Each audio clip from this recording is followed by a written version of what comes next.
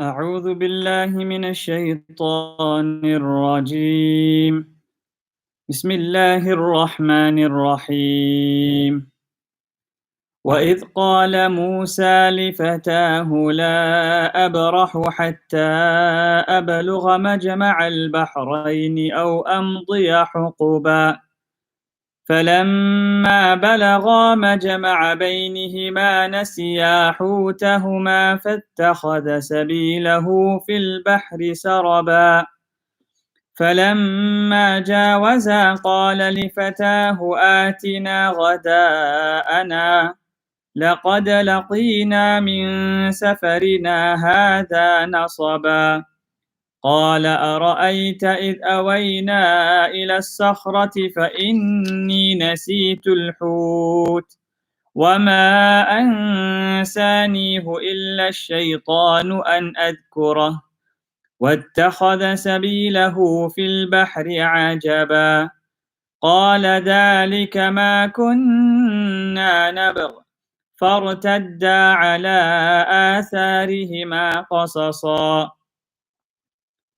صدق الله العظيم نحمده ونصلي على رسوله الكريم أما بعد. Alhamdulillah, from the beginning of Surah Al-Kahf we have covered the story of the young men of the cave. We have also covered the parable of the man who owned 2 gardens. And here the third story is being related in regards to Musa alayhi salam and Khidr alayhi salam. Musa alayhi salam was once giving a khutbah, giving a sermon, and it was a very powerful sermon such that the people got emotional, they were motivated, their hearts were softened, and their eyes became teary. A person from amongst the crowd asked Musa alayhi salam, "O Musa, who is the most knowledgeable of people? Or are you the most knowledgeable of people?" So Musa alayhi salam was a Nabi after all. He was the most knowledgeable of the people there. So Musa alayhi salam responded saying, I am the most knowledgeable. Now this aspect of Musa alayhi salam attributing having the most knowledge to himself, this was maybe not befitting the status of Musa alayhi salam, because the etiquette of the situation demanded that he should have resigned his answer to the ultimate knowledge of Allah Ta'ala and said that Allah alone knows as to who is the foremost in knowledge among his entire creation. So this answer given by Musa alayhi salam, this saying that I am the most knowledgeable, this brought displeasure from Allah subhanahu wa ta'ala. And it was revealed to Musa alayhi salam that presently at the meeting of the 2 seas there is a servant of ours and he is more knowledgeable than you. Now when Musa alayhi salam came to know this, he started to make dua to Allah Ta'ala, asking him to be allowed to travel to this person who is superior to him in knowledge, so that he also may learn something. So he said, "Oh Allah, tell me where to find him. What is the address of this person?" So Allah Ta'ala said, "Put a fish in your basket and travel in the direction of the meeting point of the 2 seas." So no definite point of location was mentioned. When you reach the place where this fish disappears, that shall be the place where you meet the servant of ours. Now as commanded, Musa alayhi salam put a fish in the basket and he set out. His attendant was a young man by the name of Yusha ibn Nun, who after Musa alayhi salam, he bore the responsibility of Nubuwwah. During the course of the travel, they reached a rock where they lied down to rest. And all of a sudden at this point, the fish moved and it left the basket and it went into the sea. Now with this miracle of the fish coming alive and slipping out into the sea, another miracle unfolded. Allah Ta'ala stopped the flow of the currents, of the water currents, along the way the fish took into the sea. So it made, as the fish entered the sea, it was almost as if a tunnel was formed automatically. And through this tunnel, this fish began to glide. So Yusha ibn Nun, he witnessed this extraordinary event whilst Musa alayhi salam was asleep. So he thought to himself, I won't disturb Musa alayhi salam now. When he wakes up, I will inform him. But by then, it slipped his mind too. So when he woke up, they resumed their journey onwards from there. And they traveled for another whole day and another whole night. Now when the next morning came, Musa alayhi salam asked him, bring us our morning meal, bring us our breakfast. We have indeed had much fatigue, tired from this journey of ours. So the Prophet ﷺ said that as divinely arranged, Musa ﷺ felt no fatigue at all before this point. So much so that he had over-traversed the spot where he had to reach. It was only when Musa ﷺ asked for his morning meal that Yusha bin Nun recalled what happened with the fish and how it had entered into the sea. So he presented his excuse, having forgotten to mention it because Shaitan had made him forget. So once he told Musa alayhi salam, Musa alayhi salam said, that is the very same spot that we are after. That is what we are seeking. So let us go back. And they both went back on the same track, on the same route that they had come, looking for that spot. Now, when they arrived at that spot, by that familiar rock, they saw that someone was lying there covered with a sheet from the head downwards to the feet. So Musa alayhi salam asked. So Musa alayhi salam greeted the person with Assalamu alaikum. So the person said, where in the world does this salam come from? In this wilderness. So the Prophet, the Musa alayhi salam said, I am Musa. So the person asked, Musa Bani Israel, I the Musa from Bani Israel? So he said, yes, I am Musa Bani Israel. I have come here to ask you to teach me the knowledge Allah has given to you especially.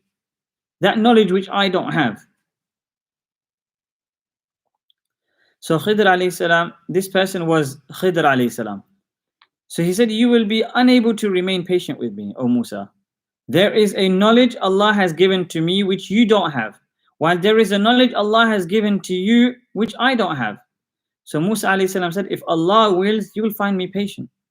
I should not disobey you in any of your orders. So Khidr alayhi salam said, if you are to be with me, then don't ask me about anything unless I tell you about it first.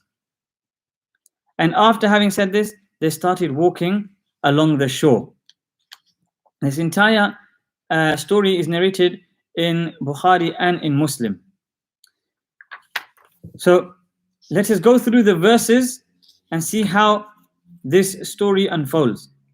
So Allah Ta'ala says in verse 60, وَإِذْ قَالَ مُوسَى لِفَتَاهُ لَا أَبْرَحُ حَتَّى أَبْلُغَ مَجْمَعَ الْبَحْرَيْنِ أَوْ أَمْضِيَ حُقُبًا. Once Musa alayhi salam had asked Allah subhanahu wa ta'ala for the address. So Musa alayhi salam made his preparations. And from amongst his preparation, he had also got a servant with him, an attendant. So Allah Ta'ala says, and when Musa said to his young man, li fatahu. So here, fata means a young person, a young man, a young boy.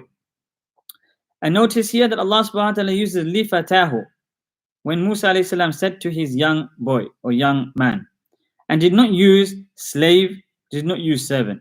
And this is an etiquette where even if somebody is laboring for us, somebody is working for us, We don't demean them, look down upon them, and address them with very lowly titles.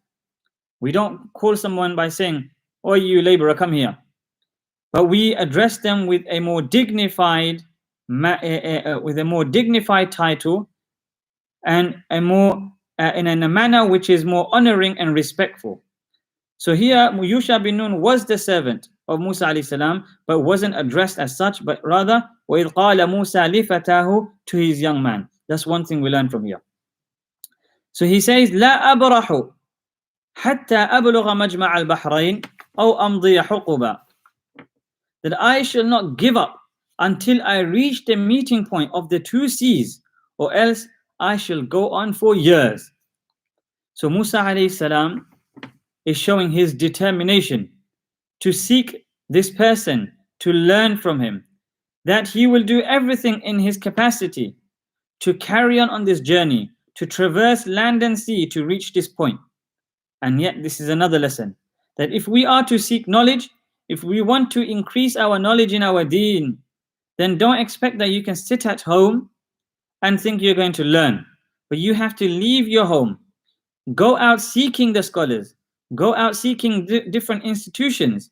It may be in a different part of the country, it may be in a different country altogether. That if you are willing, you need to have the high determination, the prophetic determination of Musa alayhi salam, that you want to learn and you will do everything in order to acquire that knowledge. So he says, when they reached the meeting point of the two seas, فَلَمَّا بَلَغَ مَجْمَعَ بَيْنِهِمَا نَسِيَا حُوتَهُمَا, they both had forgotten the fish. فَاتَّخَذَ سَبِيلَهُ فِي الْبَحْرِ سَرَبًا, so the fish, it made its way into the ocean, saraba, in a tunnel-like form. فَلَمَّا جَاوَزَ قَالَ لِفَتَاهُ آتِنَا غَدَاءَنَا, now when they woke up and they continued and resumed their journey, this is when Musa alayhi salam said to his young companion, "Atina ghada'ana, bring us our morning meal, bring us our breakfast." Some scholars point here that Musa alayhi salam and Yusha bin Nun had traveled all this long way until they reached this point of the rock where they took rest. The point that they took rest shows that they had traveled a long way. But until then, the fish that they were carrying, in some narrations, it has come that this was the very same fish which was their provision, which was their meal. In addition to Allah subhanahu wa ta'ala directing Musa alayhi salam that when this fish leaves the basket, that is the place. This fish was also their lunch or their dinner. And some say that it was sprinkled with salt, i.e. readily made for it to be eaten. But up until this point, he didn't feel hunger or fatigue. It was only after this point that he says, لَقَدْ لَقِينَا مِنْ سَفَرِنَا هَذَا نَصَبًا, that we have experienced such fatigue and hardship on this journey of ours. The point that he mentioned is after he crosses that point where the fish slipped away. Some scholars mention that when you stay focused upon your maqsad and your purpose, as long as you stay within that boundary of your purpose and your maqsad of life, you won't experience hardship and such fatigue. But once you go beyond the purpose of your life and you start traveling here and there and everywhere, which is not associated with your purpose, then you are going to find and experience much hardship and fatigue. So the lesson here is we should be focused on our purpose of our life, and everything that we do should be evolving around our purpose of life. When we dismiss the purpose of our life, we go beyond it, pursuing other things which does not add up to our purpose of life, then in that things that we endeavor and go behind and pursue, we are going to find hardship. قال أرأيت إذ أوينا إلى الصخرة فإني نسيت الحوت. This one Yusha bin Nun discloses to him and says, you know, when we were by the rock and we were resting there, I completely forgot the fish. وَمَا أَنْسَانِيهُ إِلَّا الشَّيْطَانُ أَذْكُرَهُ. It was only shaitan that caused me to forget. Again, attributing adverse conditions, bad things to shaitan out of respect, although everything ultimately happens under the will of Allah subhanahu wa ta'ala. As a part of our etiquette, we don't attribute it to Allah subhanahu wa ta'ala, we attribute it to our own wrongdoings or shaitan. It says, وَاتَّخَذَ سَبِيلَهُ فِي الْبَحْرِ عَجَبًا. And the fish made its way into the ocean in an amazing manner. قَالَ ذَلِكَ مَا كُنَّا نَبْغِ. So Musa alayhi salam said, that is exactly what we are seeking. فَارْتَدَّا. So they both turned around. عَلَى آثَارِهِمَا. Upon their tracks. فَوَجَدَا عَبْدًا مِنْ عِبَادِنَا. So there upon that rock, they both found a servant from our servants. آتَيْنَاهُ رَحْمَةً مِنْ عِنْدِنَا. To whom we had given mercy from us. This indicates that this was a special type of rahmah. And this rahmah usually in the Quranic language often refers to the revelation which Allah subhanahu wa ta'ala sends down. وَعَلَّمْنَاهُ مِن لَدُنَّا عِلْمًا. And we have taught him from ourselves ilma, a special type of knowledge. So one type of knowledge is that which you read from books and you learn from teachers. On top of that, there is some sort of enlightenment which comes directly from Allah subhanahu wa ta'ala, where Allah subhanahu wa ta'ala opens up your mind and your understanding to something even deeper. So Allah ta'ala says, وَاتَّقُوا اللَّهَ وَيُعَلِّمُكُمُ اللَّهُ. That you adopt taqwa and Allah will teach you. That knowledge is the enlightenment of the Quran, of the Hadith, a further understanding and something which Allah Ta'ala opens up to you, an understanding which you may not have derived directly from the teachers or directly from the books, but Allah Ta'ala opens up to you. So this was the type of knowledge which was given to Khidr alayhi salam. So this servant from the servants of ours is referring to Khidr. Now in regards to who Khidr is, his name has come as Khidr, Al-Khadir and Al-Khadir. And in a hadith of Rasulullah sallallahu alayhi wasallam, he mentions that he was given this title. His name was something else. This was the title given to him because in the place where he used to sit, if it was a barren, dry land, then the place where he would sit would become lush and green and fertile. And other narrations say the place where he used to perform salah will then become lush and green and fertile. And some other narrations say that because he used to wear a green cloak, and because of that he was known as Khidr. So here Allah Ta'ala says, قَالَ لَهُ مُوسَى هَلْ أَتَّبِعُكَ عَلَىٰ أَن تُعَلِّمَنِ مِمَّا عُلِّمْتَ رُشْدًا. Musa alayhi salam addressing Khidr says, will you allow me to accompany you upon the condition that you teach me from that which Allah Ta'ala has guided you with, has taught you with. So Khidr says, إِنَّكَ لَن تَسْتَطِيعَ مَعِيَ صَبْرًا. You will not be able to bear with patience with me. وَكَيْفَ تَصْبِرُ عَلَى مَا لَمْ تُحِطْ بِهِ خُبْرًا. And how can you bear with patience upon that which your knowledge cannot comprehend, you cannot comprehend? Musa alayhi salam was given knowledge of Sharia, of the Torah. And the Sharia and the Torah and the laws given in scriptures are those which pertain to the outer actions of man, which relate to the apparent and the visible things of life. But yet parallel to that, there is another type of knowledge which is in relation to the inner dimension. The Sharia pertains to the outer dimension of our actions. But yet there is another type of knowledge which relates to the inner dimensions of things, the inner dimensions of actions and of things, of why things happen in the world. And that is called the takwini umur. So for example, that death, there is an apparent cause by means of an illness, by means of a heart attack, a car crash. And that is all what man is limited to. But as Muslims, we know that behind these causes, yes, there's another dimension to it, which is Allah Ta'ala has appointed an angel of his to extract the soul, and that is why it causes death. Likewise, with many things occurring in the world, there are apparent causes and apparent reasons why they happen, and sometimes we cannot really comprehend it, and we pose questions, why?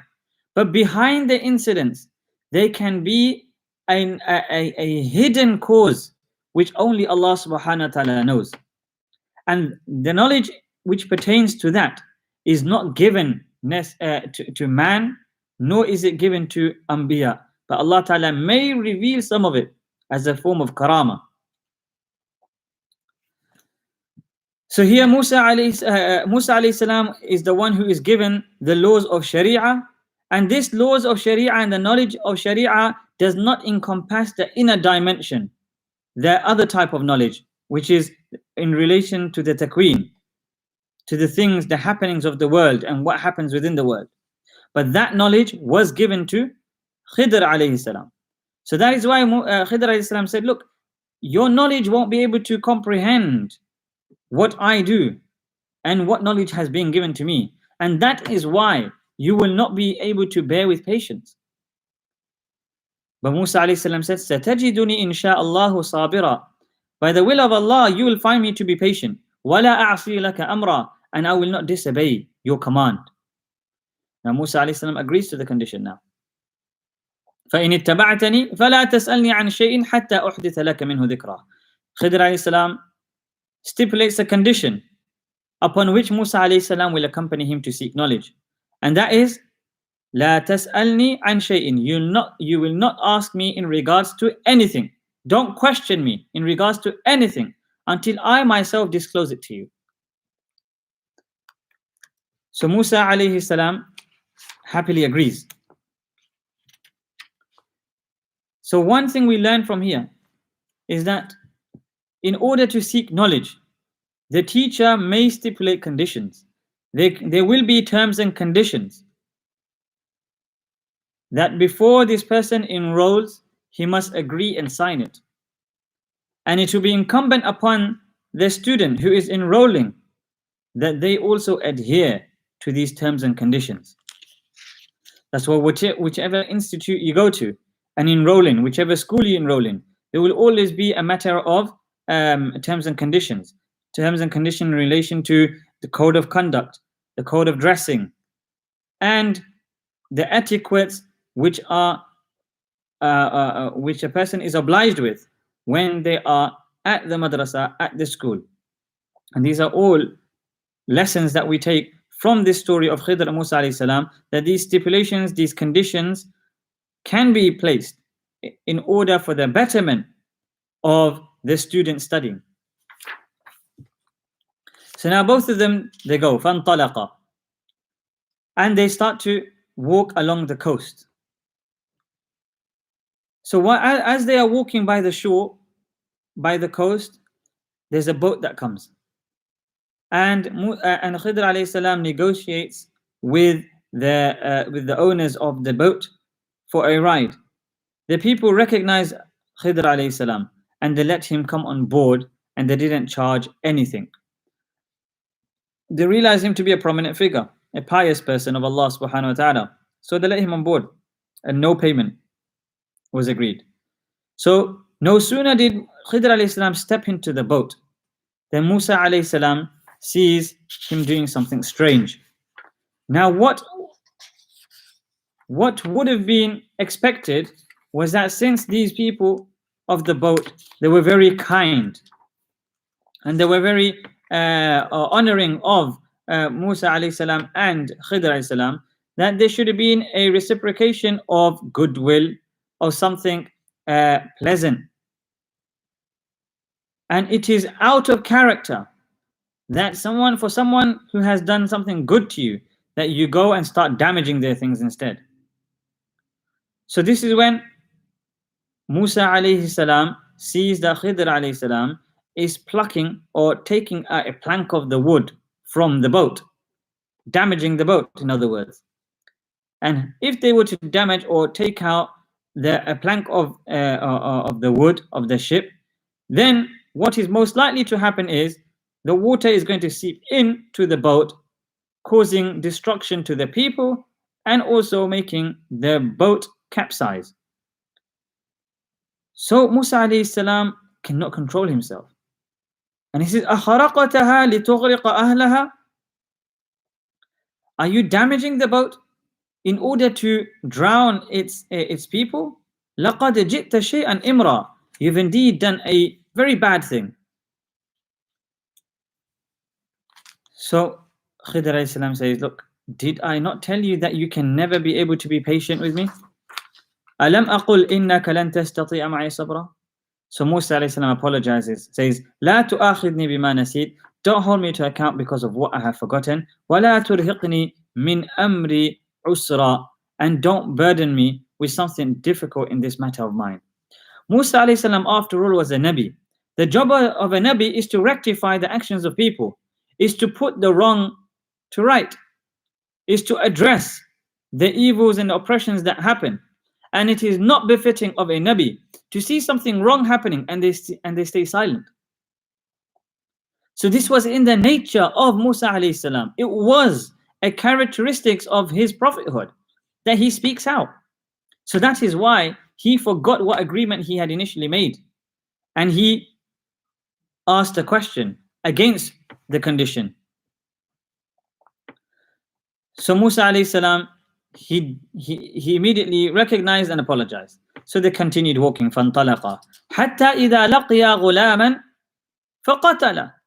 Now again they're moving and they're walking along. And here there's some boys playing around. Khidr alayhi salam goes to an innocent boy from amongst them. And he gets hold of his head and he plucks it out like a flower is plucked off the ground, as it comes in some narrations. And he kills him. Now Musa alayhi salam's shocked. Here is an innocent looking boy, apparently handsome. And for no apparent reason, here his companion or his teacher is going and killing him. So again, he just was not able to control himself. And he says, أَقَتَلْتَ نَفْسًا زَكِيَّةً بِغَيْرِ نَفْسٍ. Have you killed an innocent soul, which is not even in lieu of another soul? It's not as if that this young boy had killed someone else, that you're killing him in retaliation. لَقَدْ جِئْتَ شَيْئًا نُكْرًا. That you have done a very, very bad thing, a very abominable deed. So again, Khidr alayhi salam reminds him that, did I not tell you, أَلَمْ أَقُلْ لَكَ إِنَّكَ لَن تَسْتَطِيعَ مَعِي صَبْرًا, that you will not bear with patience with me? So this time Musa alayhi salam says, fine. إِن سَأَلْتُكَ عَنْ شَيْءٍ بَعْدَهَا. If I ask you of anything after this, then لَا تُصَاحِبْنِي. Don't let me accompany you. قَدْ بَلَغْتَ مِن لَدُنِّي عُذْرًا. All excuses have been exhausted. So again, they began walking. And they moved ahead. فَانْطَلَقَا حَتَّى إِذَا أَتَيَا أَهْلَ قَرْيَةٍ اسْتَطْعَمَا أَهْلَهَا فَأَبَوْا أَنْ يُضَيِّفُوهُمَا فَوَجَدَا فِيهَا جِدَارًا يُرِيدُ أَنْ يَنْقَضَّ فَأَقَامَ. So they moved ahead until they came to the people of a town. Now in those days, whenever you go to a foreign town, it is a duty and the responsibility of the town that they show hospitality to their guests and they at least give some sort of food. So they asked its people for food, but they refused to host them. So they found there a wall which was inclining to fall, which is about to fall. فَأَقَامَ. So Khidr alayhi salam erected the wall and perfected it, strengthened it, that it doesn't fall. Now Musa alayhi salam is thinking, hey, these people are the ones who have refused hospitality to us, but yet you are doing them a favor. He had already seen some strange things. He's seen that someone innocent gets killed. Here, someone who is guilty of not being hospitable to their guests they're being treated apparently kindly, because here Khidr alayhi salam is erecting the wall for them. So he says, لو شئت لاتخذت عليه أجرا. Had you wished, you could have actually taken a payment for what you have just done. So Khidr alayhi salam says, first chance gone, second chance gone, third chance also gone. The third, now, هذا فراق بيني وبينك. This is the separation between me and between you. As it is, when you keep breaking your conditions, keep getting in trouble in schools, in madrasas, then there is a point where a student can be expelled. And that we learn from here too. سأنبئك بتأويل ما لم تستطع عليه صبرا. I shall now explain to you the reality of things about which you could not remain patient. And thereafter, Khidr alayhi salam begins to explain why he did what he did. Now,